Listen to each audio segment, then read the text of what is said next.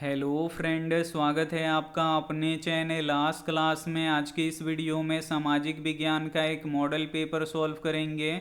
इस model paper में 48 objective प्रश्न रहेगा जो आपके फाइनल बोर्ड परीक्षा के लिए काफ़ी महत्वपूर्ण रहेगा। तो एक भी प्रश्न आप लोग इसकी मत कीजिएगा। वीडियो को प्लीज़ आप लोग शुरू से लेकर अंत तक देखिएगा। और हमारे वेबसाइट पे ऑनलाइन टेस्ट चल रहा है, तो अभी तक आप टेस्ट नहीं दिए हैं तो जाके टेस्ट दे लीजिएगा। अगर आपको ऑनलाइन टेस्ट देना नहीं आता है तो वीडियो के लास्ट में हम आपको बताएंगे कि आप लोग ऑनलाइन टेस्ट कैसे दे सकते हैं। और अभी तक आप हमारे व्हाट्सएप ग्रुप में नहीं जुड़े हैं तो ये हमारा व्हाट्सएप नंबर है 87 89 30 73 04। इस पे आपको बोलना है कि सर मुझे ग्रुप में जोड़ दीजिए, तो हम आपको ग्रुप में जोड़ देंगे। तो आइए शुरू करते हैं पहले नंबर प्रश्न से। तो पहला नंबर प्रश्न है कि तिनकठिया प्रणाली लागू हुआ था। काफ़ी महत्वपूर्ण प्रश्न है ये आपके बोर्ड परीक्षा के लिए। यहाँ पे आपको बताना है कि तिनकठिया प्रणाली किस पर लागू हुआ था, तो किसानों पर लागू हुआ था। यहाँ पे डी वाला ऑप्शन बिल्कुल ही सही हो जाएगा। और तिनकठिया प्रणाली क्या था, तो मान लीजिए किसी किसान के पास 1 बीघा जमीन है, तो 1 बीघा जमीन में कितना कट्ठा होता है, तो 20 कट्ठा जमीन होता है। तो इस 20 कट्ठा जमीन में से 3 कट्ठे जमीन पर नील की खेती करना जरूरी था, और यही तिनकठिया प्रणाली भी था। तो उम्मीद करते हैं आपको समझ में आ गया होगा कि तिनकठिया प्रणाली क्या था और तिनकठिया प्रणाली किस पर लागू होता था, तो किसानों पर लागू होता था। आइए देखते हैं अगला प्रश्न, 2 नंबर प्रश्न है कि भारतीय कम्युनिस्ट पार्टी की स्थापना किसने की। काफ़ी महत्वपूर्ण प्रश्न है।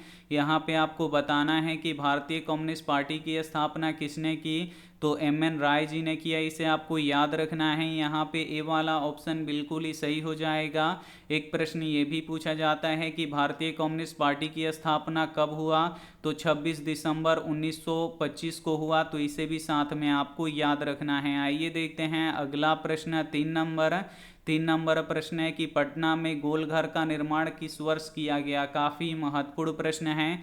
यहाँ पे आपको बताना है कि पटना में गोलघर का निर्माण किस वर्ष किया गया, तो 1786 ईस्वी में किया गया। यहाँ पे सी वाला ऑप्शन बिल्कुल ही सही हो जाएगा। और गोलघर का निर्माण किस उद्देश्य से किया गया था, तो अनाज रखने के उद्देश्य से किया गया था। तो इसे भी साथ में आपको याद रखना है। आइए देखते हैं अगला प्रश्न, 4 नंबर प्रश्न है कि प्राकृतिक गैस किस खनिज के साथ पाया जाता है। काफ़ी महत्वपूर्ण प्रश्न है। यहाँ पे आपको बताना है कि प्राकृतिक गैस किस खनिज के साथ पाया जाता है, तो पेट्रोलियम के साथ पाया जाता है। इसे आपको याद रखना है। यहाँ पे बी वाला ऑप्शन बिल्कुल ही सही हो जाएगा। और जो प्राकृतिक गैस होता है ये गंधहीन गैस होता है, इसमें गंध नहीं पाया जाता है। तो इसमें गंध के लिए हम क्या मिलाते हैं, तो मिथाइल मार्केप्टॉन मिलाते हैं। तो इसे भी साथ में आपको याद रखना है। आइए देखते हैं अगला प्रश्न, 5 नंबर प्रश्न है कि भारत की अर्थव्यवस्था का मुख्य आधार क्या है। यहाँ पे आपको बताना है कि भारत की अर्थव्यवस्था का मुख्य आधार क्या है, तो कृषि है। इसे आपको याद रखना है। यहाँ पे ए वाला ऑप्शन बिल्कुल ही सही हो जाएगा। और कृषि किस क्षेत्र में आता है, तो प्राथमिक क्षेत्र में आता है। इसे आपको याद रखना है। और उद्योग किस क्षेत्र में आता है, तो द्वितीय क्षेत्र में आता है। तो इसे भी साथ में आपको याद रखना है। आइए देखते हैं अगला प्रश्न, 6 नंबर प्रश्न है कि सिंदरी कहाँ स्थित है। यहाँ पे आपको बताना है कि सिंदरी कहाँ स्थित है, तो जो सिंदरी है ये झारखंड राज्य में स्थित है। यहाँ पे बी वाला ऑप्शन बिल्कुल ही सही हो जाएगा। और सिंदरी में सबसे अधिक कोयला पाया जाता है। इसे आपको याद रखना है। एक प्रश्न ये भी पूछा जाता है कि कोयला कितने प्रकार के होते हैं, तो कोयला 4 प्रकार के होते हैं। और इसमें पूछा जाता है कि सबसे अच्छा कोयला कौन सा होता है, तो एंथ्रासाइड होता है। और सबसे खराब कोयला कौन सा होता है, तो पीट होता है। तो इसे भी साथ में आपको याद रखना है। आइए देखते हैं अगला प्रश्न, 7 नंबर प्रश्न है कि भारतीय संविधान द्वारा मान्य राष्ट्रीय भाषाओं की संख्या है। यहाँ पे आपको बताना है कि भारतीय संविधान द्वारा मान्य राष्ट्रीय भाषाओं की संख्या कितनी है, तो 22 है। इसे आपको याद रखना है। यहाँ पे डी वाला ऑप्शन बिल्कुल ही सही हो जाएगा। और भारतीय संविधान किसने लिखा है, तो बाबा साहेब भीमराव अंबेडकर ने लिखा है। इसे आपको याद रखना है। और एक प्रश्न ये भी पूछा जाता है कि भारतीय संविधान को कब अपनाया गया, तो 26 जनवरी 1950 को अपनाया गया। तो इसे भी साथ में आपको याद रखना है। आइए देखते हैं अगला प्रश्न, 8 नंबर 8 नंबर प्रश्न है कि संपूर्ण देश में चुनाव कार्य संपन्न कराने वाली संस्था का नाम है। यहाँ पे आपको बताना है कि संपूर्ण देश में यानी पूरे देश में चुनाव कार्य संपन्न कराने वाली संस्था का क्या नाम है, तो भारतीय निर्वाचन आयोग है, इसे आपको याद रखना है। यहाँ पे सी वाला ऑप्शन बिल्कुल ही सही हो जाएगा। आइए देखते हैं अगला प्रश्न 9 नंबर प्रश्न है कि मानवीय पूंजी निर्माण के मुख्य घटक है। काफ़ी महत्वपूर्ण प्रश्न है ये आपके बोर्ड परीक्षा के लिए। यहाँ पे आपको बताना है कि मानवीय पूंजी निर्माण के मुख्य घटक क्या हैं, तो स्वास्थ्य सेवाएं हैं, आवास यानी घर है, शिक्षा एवं प्रशिक्षण है यानी इनमें से सभी है। तो यहाँ पे डी वाला ऑप्शन बिल्कुल ही सही हो जाएगा। आइए देखते हैं अगला प्रश्न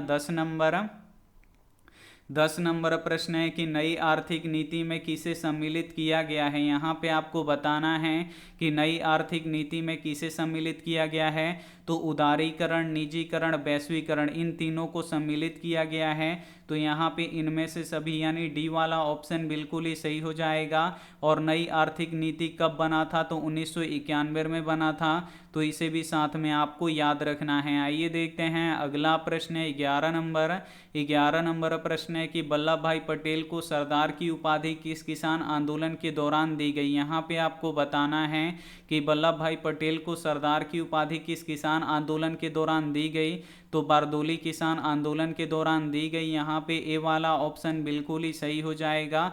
और बारदोली कहाँ पे है, तो गुजरात राज्य में है। तो इसे भी साथ में आपको याद रखना है। आइए देखते हैं अगला प्रश्न 12 नंबर प्रश्न है कि असहयोग आंदोलन का प्रस्ताव कांग्रेस के किस अधिवेशन में पारित हुआ। काफ़ी महत्वपूर्ण प्रश्न है। यहाँ पे आपको बताना है कि असहयोग आंदोलन का प्रस्ताव कांग्रेस के किस अधिवेशन में पारित हुआ, तो सितंबर 1920 कलकत्ता अधिवेशन में पारित हुआ। इसे आपको याद रखना है। यहाँ पे ए वाला ऑप्शन बिल्कुल ही सही हो जाएगा। और कांग्रेस पार्टी का स्थापना कब हुआ, तो 1885 ईस्वी में हुआ। और किसने किया, तो ए.ओ. ह्यूम ने किया। तो इसे भी साथ में आपको याद रखना है। आइए देखते हैं अगला प्रश्न 13 नंबर प्रश्न है कि समाजवादियों का बाइबिल किसे कहा जाता है। काफ़ी महत्वपूर्ण प्रश्न है ये आपके बोर्ड परीक्षा के लिए। यहाँ पे आपको बताना है कि समाजवादियों का बाइबिल किसे कहा जाता है, तो दास कैपिटल को कहा जाता है। यहाँ पे ए वाला ऑप्शन बिल्कुल ही सही हो जाएगा। एक प्रश्न ये भी पूछा जाता है कि दास कैपिटल किसने लिखा है, तो कार्ल मार्क्स ने लिखा है। इसे आपको याद रखना है। एक प्रश्न ये भी पूछा जाता है कि वार एंड पीस किसकी रचना है, तो लियो टोल्स्टॉय की रचना है। तो इसे भी साथ में आपको याद रखना है। आइए देखते हैं अगला प्रश्न 14 नंबर प्रश्न है कि जनेवा समझौता कब हुआ था। काफ़ी महत्वपूर्ण प्रश्न है। यहाँ पे आपको बताना है कि जनेवा समझौता कब हुआ था, तो 1954 में हुआ था। इसे आपको याद रखना है। यहाँ पे ए वाला ऑप्शन बिल्कुल ही सही हो जाएगा। एक प्रश्न ये भी पूछा जाता है कि जनेवा समझौता में किस देश को 2 भागों में बांट दिया गया था, तो वियतनाम को 2 भागों में बांट दिया गया था। तो इसे भी साथ में आपको याद रखना है। आइए देखते हैं अगला प्रश्न 15 नंबर प्रश्न है कि जर्मन राइन राज्य का निर्माण किसने किया था। काफ़ी महत्वपूर्ण प्रश्न है ये आपके बोर्ड परीक्षा के लिए। यहाँ पे आपको बताना है कि जर्मन राइन राज्य का निर्माण किसने किया था, तो नेपोलियन बोनापार्ट ने किया था। इसे आपको याद रखना है। यहाँ पे बी वाला ऑप्शन बिल्कुल ही सही हो जाएगा। एक प्रश्न ये भी पूछा जाता है कि रक्त और लौ की नीति किसने अपनाई थी, तो बिस्मार्क ने अपनाया था। तो इसे भी साथ में आपको याद रखना है। इस मॉडल पेपर में 48 महत्वपूर्ण ऑब्जेक्टिव प्रश्न हैं जो आपके फाइनल बोर्ड परीक्षा के लिए काफ़ी महत्वपूर्ण हैं। तो एक भी प्रश्न आप लोग इसकी मत कीजिएगा। वीडियो को प्लीज़ आप लोग शुरू से लेके अंत तक देखिएगा। और वीडियो को अभी तक आप लाइक नहीं किए तो प्लीज़ आप लोग वीडियो को लाइक भी कर दीजिएगा। आइए देखते हैं अगला प्रश्न 16 नंबर प्रश्न है कि साम्यवादी शासन का पहला प्रयोग कहाँ हुआ था। काफ़ी महत्वपूर्ण प्रश्न है ये आपके बोर्ड परीक्षा के लिए।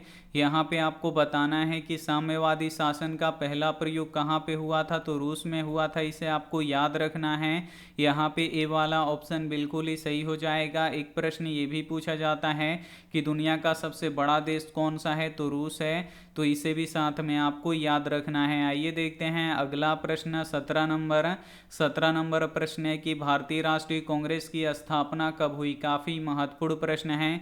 यहाँ पे आपको बताना है कि भारतीय राष्ट्रीय कांग्रेस की स्थापना कब हुई, तो 1885 ईस्वी में हुई। यहाँ पे डी वाला ऑप्शन बिल्कुल ही सही हो जाएगा। और भारतीय राष्ट्रीय कांग्रेस के पहले अध्यक्ष कौन थे?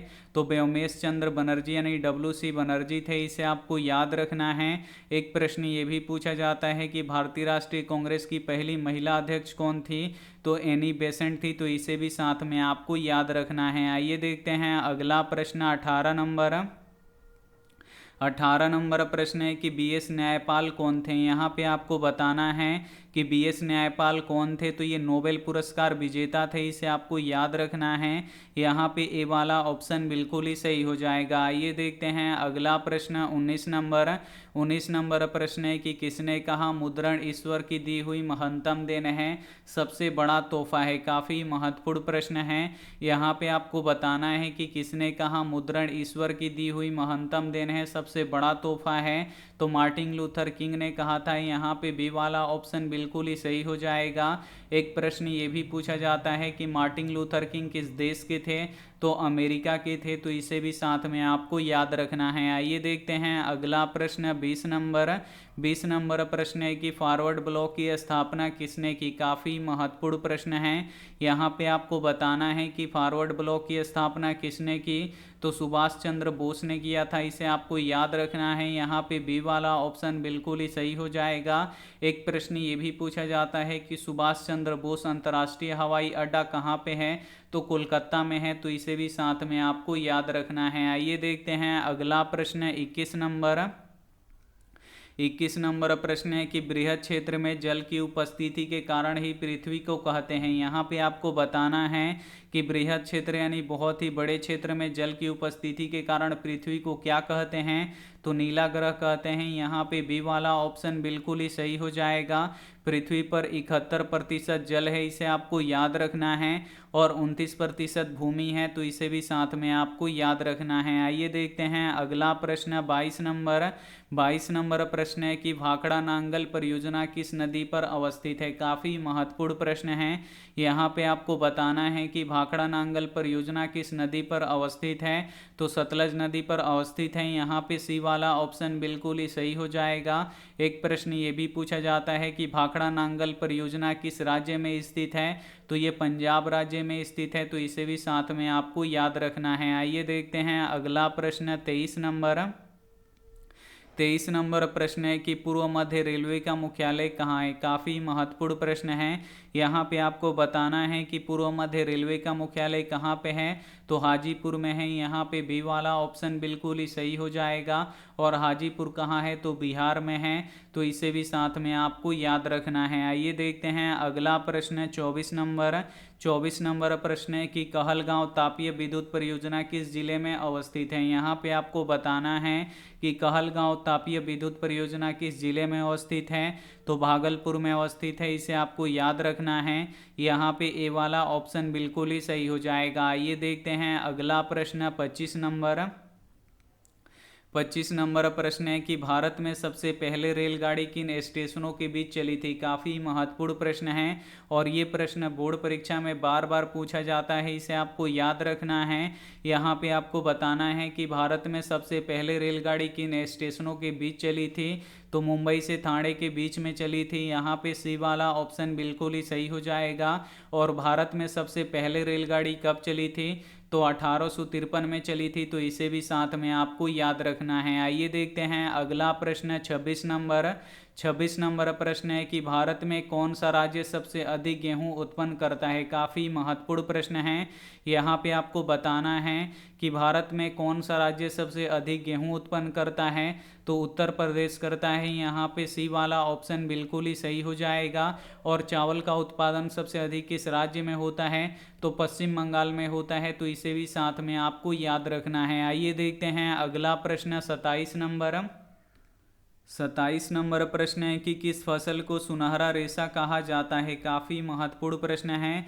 यहाँ पे आपको बताना है कि किस फसल को सुनहरा रेशा कहा जाता है? तो जूट को सुनहरा रेशा कहा जाता है। यहाँ पे ए वाला ऑप्शन बिल्कुल ही सही हो जाएगा। और जूट सबसे अधिक किस राज्य में होता है? तो पश्चिम बंगाल में होता है, इसे आपको याद रखना है। और कपास को उजला सोना कहा जाता है, इसे आपको याद रखना है। और कपास किस राज्य में सबसे अधिक होता है? तो गुजरात राज्य राज्य में सबसे अधिक होता है, तो इसे भी साथ में आपको याद रखना है। आइए देखते हैं अगला प्रश्न 28 नंबर।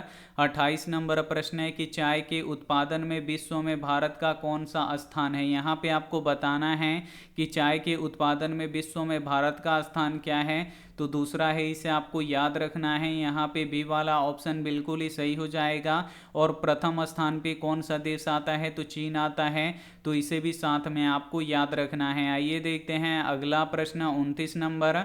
29 नंबर प्रश्न है कि भारत का प्रथम तेल शोधक कारखाना कहाँ स्थित है। यहाँ पे आपको बताना है कि भारत का प्रथम तेल शोधक कारखाना कहाँ पे स्थित है, तो डिगबोई में स्थित है। यहाँ पे सी वाला ऑप्शन बिल्कुल ही सही हो जाएगा। एक प्रश्न ये भी पूछा जाता है कि किस राज्य में खनिज तेल का विशाल भंडार है, तो असम राज्य में है, इसे आपको याद रखना है। और डिगबोई कहाँ पे है, तो असम में है, तो इसे भी साथ में आपको याद रखना है। आइए देखते हैं अगला प्रश्न 30 नंबर। 30 नंबर प्रश्न है कि विश्व पर्यावरण दिवस कब मनाया जाता है। काफ़ी महत्वपूर्ण प्रश्न है। यहाँ पे आपको बताना है कि विश्व पर्यावरण दिवस कब मनाया जाता है, तो 5 जून को मनाया जाता है, इसे आपको याद रखना है। यहाँ पे ए वाला ऑप्शन बिल्कुल ही सही हो जाएगा। एक प्रश्न ये भी पूछा जाता है कि ओजोन दिवस कब मनाया जाता है, तो ओजोन दिवस 16 सितंबर को मनाया जाता है, तो इसे भी साथ में आपको याद रखना है। आइए देखते हैं अगला प्रश्न 31 नंबर। 31 नंबर प्रश्न है कि सत्ता में भागीदारी की सर्वप्रथम प्रणाली कहाँ विकसित की गई है। यहाँ पे आपको बताना है कि सत्ता में भागीदारी की सर्वप्रथम प्रणाली कहाँ विकसित की गई है, तो बेल्जियम में की गई है, इसे आपको याद रखना है। काफ़ी महत्वपूर्ण प्रश्न है। यहाँ पे सी वाला ऑप्शन बिल्कुल ही सही हो जाएगा। एक भी प्रश्न आप लोग इसकी मत कीजिएगा, वीडियो को प्लीज़ आप लोग शुरू से लेके अंत तक जरूर देखिएगा। आइए देखते हैं अगला प्रश्न 32 नंबर। 32 नंबर प्रश्न है कि ताड़ी विरोधी आंदोलन निम्नलिखित में से किस प्रांत में शुरू किया गया। काफ़ी महत्वपूर्ण प्रश्न है। यहाँ पे आपको बताना है कि ताड़ी विरोधी आंदोलन किस राज्य से शुरू किया गया, तो आंध्र प्रदेश से शुरू किया गया। यहाँ पे सी वाला ऑप्शन बिल्कुल ही सही हो जाएगा। और बिहार को पिछड़ा राज्य कहा जाता है, तो इसे भी साथ में आपको याद रखना है। आइए देखते हैं अगला प्रश्न 33 नंबर। 33 नंबर प्रश्न है कि भारत में वित्तीय वर्ष कहा जाता है। यहाँ पे आपको बताना है कि भारत में वित्तीय वर्ष कहा जाता है, तो 1 अप्रैल से लेके 31 मार्च तक का जो दिन होता है उसे भारत में वित्तीय वर्ष कहा जाता है। यहाँ पे सी वाला ऑप्शन बिल्कुल ही सही हो जाएगा। और वित्तीय वर्ष कब से शुरू होता है, तो 1 अप्रैल से शुरू होता है, तो इसे भी साथ में आपको याद रखना है। आइए देखते हैं अगला प्रश्न 34 नंबर। 34 नंबर प्रश्न है कि लोकतंत्र में चुनाव में भाग लेने और अपने प्रतिनिधियों को चुनने का अधिकार किसे है। काफ़ी महत्वपूर्ण प्रश्न है। यहाँ पे आपको बताना है कि लोकतंत्र में चुनाव में भाग लेने और अपने प्रतिनिधियों को चुनने का अधिकार किसमें है, तो जनता में है, इसे आपको याद रखना है। यहाँ पे बी वाला ऑप्शन बिल्कुल ही सही हो जाएगा। आइए देखते हैं अगला प्रश्न 35 नंबर। 35 नंबर प्रश्न है कि भारतीय लोकतंत्र के कितने अंग हैं। काफ़ी महत्वपूर्ण प्रश्न है ये आपके बोर्ड परीक्षा के लिए। यहाँ पे आपको बताना है कि भारतीय लोकतंत्र के कितने अंग हैं, तो 3 अंग है, इसे आपको याद रखना है। यहाँ पे बी वाला ऑप्शन बिल्कुल ही सही हो जाएगा। आइए देखते हैं अगला प्रश्न 36 नंबर। 36 नंबर प्रश्न है कि भारत में संघ एवं राज्यों के बीच अधिकारों का विभाजन कितनी सूचियों में हुआ है। यहाँ पे आपको बताना है कि भारत में संघ एवं राज्यों के बीच अधिकारों का विभाजन कितनी सूचियों में हुआ है, तो 3 सूचियों में हुआ है। पहला होता है संघीय सूची, दूसरा होता है राज्य सूची और तीसरा होता है समवर्ती सूची। तो यहाँ पे सी वाला ऑप्शन बिल्कुल ही सही हो जाएगा। ये देखते हैं अगला प्रश्न 37 नंबर। 37 नंबर प्रश्न है कि वर्तमान में नेपाल की शासन प्रणाली क्या है। यहाँ पे आपको बताना है कि वर्तमान में नेपाल की शासन प्रणाली क्या है, तो लोकतांत्रिक है, इसे आपको याद रखना है। यहाँ पे ए वाला ऑप्शन बिल्कुल ही सही हो जाएगा। ये देखते हैं अगला प्रश्न 38 नंबर। 38 नंबर प्रश्न है कि संघीय व्यवस्था में डैश की सरकार होती है। यहाँ पे आपको बताना है कि संघीय व्यवस्था में डैश सरकार होती है, तो संघीय व्यवस्था में दोहरी सरकार होती है, एक राज्य की सरकार होती है, एक केंद्र सरकार होती है। तो यहाँ पे ए वाला ऑप्शन बिल्कुल ही सही हो जाएगा। आइए देखते हैं अगला प्रश्न 39 नंबर प्रश्न है कि 1971 ईस्वी के आम चुनाव में सत्तारूढ़ कांग्रेस ने डैश का नारा दिया था। काफ़ी महत्वपूर्ण प्रश्न है। यहाँ पे आपको बताना है कि 1971 ईस्वी के आम चुनाव में सत्तारूढ़ कांग्रेस ने डैश का नारा दिया था। तो किसका नारा दिया था? तो गरीबी हटाओ का नारा दिया था। इसे आपको याद रखना है। यहाँ पे ए वाला ऑप्शन बिल्कुल ही सही हो जाएगा। आइए देखते हैं अगला प्रश्न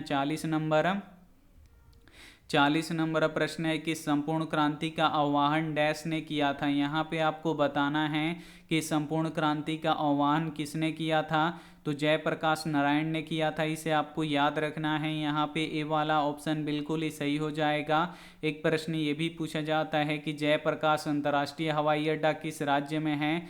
तो बिहार के पटना में है। तो इसे भी साथ में आपको याद रखना है। आइए देखते हैं अगला प्रश्न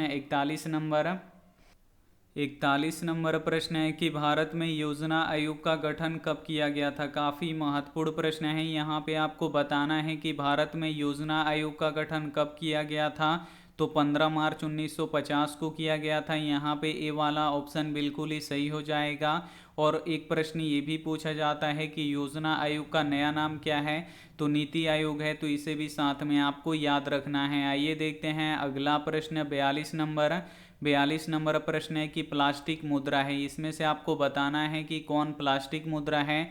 तो जो एटीएम होता है ये प्लास्टिक मुद्रा होता है। यहाँ पे ए वाला ऑप्शन बिल्कुल ही सही हो जाएगा। और एटीएम का पूरा नाम क्या होता है। तो ऑटोमेटिक टेलर मशीन होता है। इसे आपको याद रखना है। और एटीएम से आप 24 घंटे पैसे रख भी सकते हैं और निकाल भी सकते हैं। तो इसे भी साथ में आपको याद रखना है। आइए देखते हैं अगला प्रश्न 43 नंबर प्रश्न है कि भारत की वित्तीय राजधानी किस शहर को कहा जाता है। यहाँ पे आपको बताना है कि भारत की वित्तीय राजधानी किस शहर को कहा जाता है। तो मुंबई को कहा जाता है। इसे आपको याद रखना है। यहाँ पे ए वाला ऑप्शन बिल्कुल ही सही हो जाएगा। आइए देखते हैं अगला प्रश्न 44 नंबर प्रश्न है कि उपभोक्ता अधिकार दिवस कब मनाया जाता है। यहाँ पे आपको बताना है कि उपभोक्ता अधिकार दिवस कब मनाया जाता है। तो 15 मार्च को मनाया जाता है। यहाँ पे बी वाला ऑप्शन बिल्कुल ही सही हो जाएगा। आइए देखते हैं अगला प्रश्न 45 नंबर प्रश्न है कि भारत में सहकारिता आंदोलन का प्रारंभ कब हुआ है। यहाँ पे आपको बताना है कि भारत में सहकारिता आंदोलन का प्रारंभ कब हुआ। तो 1904 में हुआ। इसे आपको याद रखना है। काफ़ी महत्वपूर्ण प्रश्न है। यहाँ पे ए वाला ऑप्शन बिल्कुल ही सही हो जाएगा। आइए देखते हैं अगला प्रश्न 46 नंबर प्रश्न है कि इनमें से किसे पिछड़ा राज्य कहा जाता है। इसमें से आपको बताना है कि किसे पिछड़ा राज्य कहा जाता है। तो बिहार को पिछड़ा राज्य कहा जाता है। यहाँ पे सी वाला ऑप्शन बिल्कुल ही सही हो जाएगा। आइए देखते हैं अगला प्रश्न 47 नंबर प्रश्न है कि भारत में किस राज्य की प्रति व्यक्ति आय सर्वाधिक है। यहाँ पे आपको बताना है कि भारत के किस राज्य की प्रति व्यक्ति आय सबसे अधिक है। तो गोवा राज्य की प्रति व्यक्ति आय सबसे अधिक है। यहाँ पे डी वाला ऑप्शन बिल्कुल ही सही हो जाएगा। एक प्रश्न ये भी पूछा जाता है कि किस राज्य की प्रति व्यक्ति आय सबसे कम है। तो बिहार राज्य की प्रति व्यक्ति आय सबसे कम है। तो इसे भी साथ में आपको याद रखना है। आइए देखते हैं अगला प्रश्न 48 नंबर प्रश्न है कि भूपटल के नीचे का वह स्थल जहां भूकंप का जन्म होता है कहा जाता है। काफ़ी महत्वपूर्ण प्रश्न है। यहाँ पे आपको बताना है कि भूपटल के नीचे का वह स्थान जहां भूकंप का जन्म होता है उसे क्या कहते हैं। तो भूकंप केंद्र कहते हैं। यहाँ पे ए वाला ऑप्शन बिल्कुल ही सही हो जाएगा। एक प्रश्न ये भी पूछा जाता है कि भूकंप की तीव्रता किससे मापा जाता है। तो रिएक्टर स्केल से मापा जाता है। इसे आपको याद रखना है। यहाँ पे सामाजिक विज्ञान के मॉडल पेपर के 48 ऑब्जेक्टिव प्रश्न हम आपको बता चुके हैं। तो अब आप लोग यहाँ पे ईमानदारी पूर्वक बताइए कि आपका 48 प्रश्नों में से कितना सही हुआ। कोई भी बच्चे यहाँ पे झूठ नहीं बोलेंगे। यहाँ पे सभी बच्चों का हम कमेंट देख रहे हैं। तो आप लोग फटाफट बताइए कि आपका 48 प्रश्नों में से कितना सही हुआ। अब हम यहाँ पे बताएंगे कि आप लोग ऑनलाइन टेस्ट कैसे दे सकते हैं। और उससे पहले अगर आप लोग वीडियो को लाइक नहीं किए तो लाइक कीजिए, चैनल को सब्सक्राइब नहीं किए तो चैनल को सब्सक्राइब कर लीजिए। और सब्सक्राइब करने के साथ एक बेल आइकन आता है तो बेल आइकन को दबा के ऑल पे कर लीजिएगा, ताकि जब भी लाइव क्लास हो तो आपके पास नोटिफिकेशन पहुंचता रहे। तो आइए अब हम आपको बताते हैं कि आप लोग ऑनलाइन टेस्ट कैसे दे सकते हैं। तो सभी के फ़ोन में होता है क्रोम और गूगल, तो दोनों में से किसी एक को आपको ओपन कर लेना है, खोल लेना है। जैसे ही आपका क्रोम या गूगल ओपन हो जाएगा तो यहाँ पे देखिए एक सर्च बॉक्स दिखेगा, बस इसमें आपको लिखना है आस्क क्लास। तो हम यहाँ पे लिख देंगे ASK और फिर CLASS आस्क क्लास लिख के यहाँ पे सर्च कर देंगे। तो यहाँ पे देखिए लिखा हुआ आ जाएगा आस्क क्लास, तो बस इसी पे आपको क्लिक करना है। और जैसे ही आप लोग क्लिक कीजिएगा आप हमारे ऑफिशियल वेबसाइट पे आ जाइएगा। यहाँ पे आप लोग देख सकते हैं और यहाँ पे लिखा हुआ है टेस्ट, तो यहाँ से आप लोग टेस्ट लगा सकते हैं और यहाँ से आप लोग PDF नोट्स और रिजल्ट आप लोग डाउनलोड कर सकते हैं। तो सबसे पहले हम आपको बताते हैं कि आपको टेस्ट कैसे देना है। तो इस टेस्ट वाले बटन पे आपको क्लिक करना है। तो जैसे ही टेस्ट वाले बटन पे क्लिक कीजिएगा तो यहाँ पे टेस्ट ओपन हो जाएगा और सबसे ऊपर वाला टेस्ट आपको देना है। तो इस ऊपर वाले टेस्ट पे हम क्लिक कर देंगे। तो जैसे ही हम यहाँ पे टेस्ट पे क्लिक करेंगे तो हमारा टेस्ट यहाँ पे ओपन हो जाएगा। अब यहाँ पे देखिए लिखा हुआ है स्टार्ट, तो इस स्टार्ट वाले बटन पे आपको क्लिक करना है और यहाँ पे आपको अपना नाम लिख देना है। तो यहाँ पे आप लोग अपना नाम लिख दीजिएगा, तो हम यहाँ पे लिख देते हैं। उसके बाद आप लोग नेक्स्ट कर दीजिएगा। अब यहाँ पे देखिए क्वेश्चन आ गया और यहाँ पे आपको 10 मिनट का टाइमर भी दिखेगा और टोटल क्वेश्चन है 20। अब यहाँ पे आपको बताना है कि 1/√3 कौन सी संख्या है। तो ये देखिए परिमेय संख्या है, तो इस पर टिक लगा दीजिए, बस आपको टिक लगाना है और नेक्स्ट कर देना है। उसके बाद देखिए दो भिन्न भिन्न त्रिज्याओं वाले वृत्त होते हैं तो समरूप होते हैं। जो सही ऑप्शन लगे उस पर आपको टिक करना है और नेक्स्ट करके आगे बढ़ जाना है। तो ऐसे ही टेस्ट दे के आप लोग लास्ट में सबमिट कर दीजिएगा। उसके बाद हम आपको इसका रिजल्ट दे देंगे वीडियो बना के। जो टॉपर होता है उसका नाम लेते हैं, तो आप लोग रिजल्ट वहाँ पे आप लोग देख लीजिएगा। अगर आपको PDF डाउनलोड करना है तो डाउनलोड PDF पे आपको क्लिक करना है और यहाँ पे देखिए जो टेस्ट लेते हैं उसका रिजल्ट है, यहाँ से आप लोग डाउनलोड कर सकते हैं। और सब्जेक्टिव और ऑब्जेक्टिव का हम यहाँ पे PDF देते रहते हैं, तो यहाँ से आप लोग डाउनलोड कर लीजिएगा। तो उम्मीद करते हैं ये वीडियो आपको काफ़ी अच्छा लगा होगा। तो थैंक यू फॉर वॉचिंग, मिलते हैं अगली क्लास में। तब तक अपना ध्यान रखिए, मन लगा के पढ़ाई कीजिए। Take care and bye.